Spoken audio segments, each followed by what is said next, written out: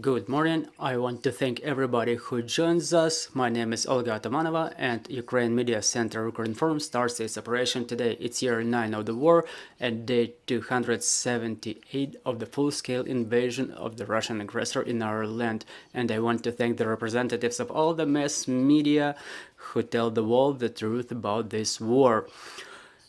Our brief schedule for today is as follows. At 13:30 we will have Mykola Lukashuk join us online, the head of Dnipropetrovsk Regional Council. We'll talk about the situation in Dnipropetrovsk region.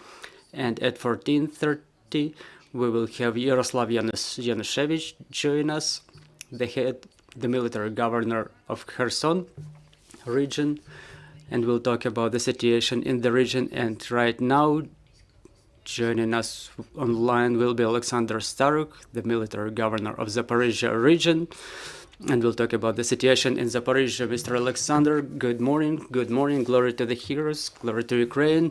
We see that the occupier doesn't stop shelling the Zaporizhzhia region, and today is no exclusion. And as per the reports of the general staff, we had 18 reports about destruction of the residential buildings. Can you please share this information with us in detail? What's going on? We had 88 shellings in total, 33 bombardments over 17 communities. There were more than 400 shellings within the last week, and more than half of them accounted for residential areas. 18 new destructions were documented yesterday. Periodically, there are usually more documented, but they are usually documented a little bit later after the shellings. Fortunately, there were no casualties within the last days and no injured. Yeah, that's within the last night, but unfortunately, yesterday there were 3 injured and 1 casualty, and within the last week 3 of our compatriots died and 6 more injured. So the week was pretty tense in terms of terroristic actions and bombardments of the communities, and in terms of casualties among the civil population. Still, our guys hold the defense line and they inflict significant damage on the enemy logistics and concentration of personnel and material. Mr. Oleksandr, what's the situation with the critical infrastructure in the region? Well, the critical infrastructure, we have a number of stories, 3 stories. One story is the occupied territory, then one in the warfare area where the situation is critical with power supply, water supply, and gas supply, because the transportation lines are damaged or broken in a number of sectors, which incapacitates the supply of utilities to the population. And in occupied areas, the last week passed difficultly. Still, all the networks operate properly. However, there is a schedule of rolling shutdowns to enable other regions to have sufficient power and water supply. The power infrastructure is being reinforced and repaired. Mr. Oleksandr, talking about the situation in the occupied territories, what is going on there according to the reports from local population? Well, we have a number of different stories.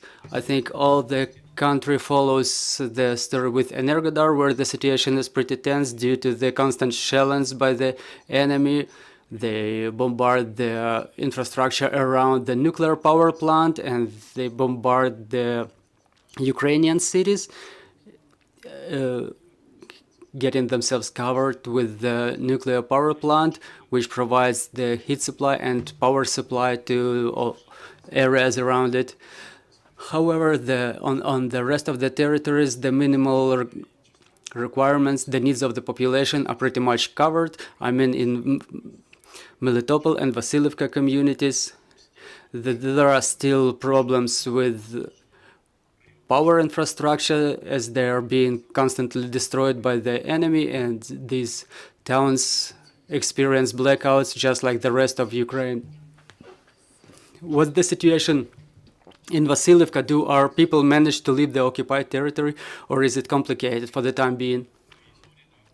Well, there are two stories. Vasilivka suffered a lot due to bombardments, and the most part of it is destroyed, and the major part of its inhabitants left the territory under control of Ukraine. The enemy established a block post, a checkpoint. The people make it to the territory under control of the Ukrainian government.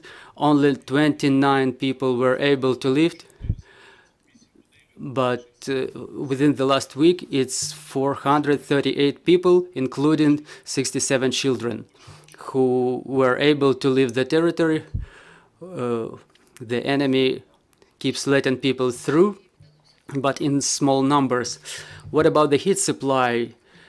Did we manage to launch the heat supply in the territory under Ukrainian control?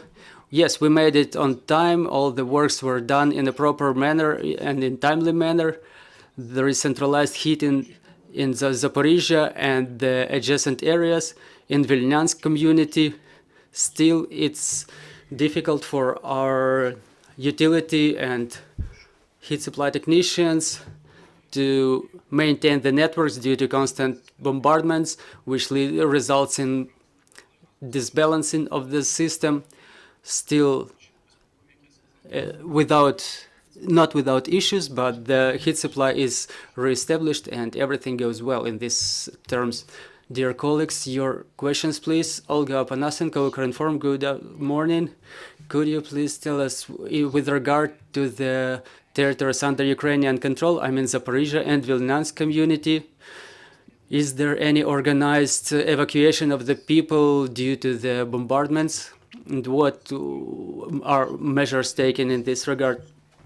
Yes, I will give you the exact figures later, but it's around 700 to 800 people being evacuated on a daily basis to safer regions, to the safer parts of Ukraine and abroad as well, and the flow of the people does not decrease within a month.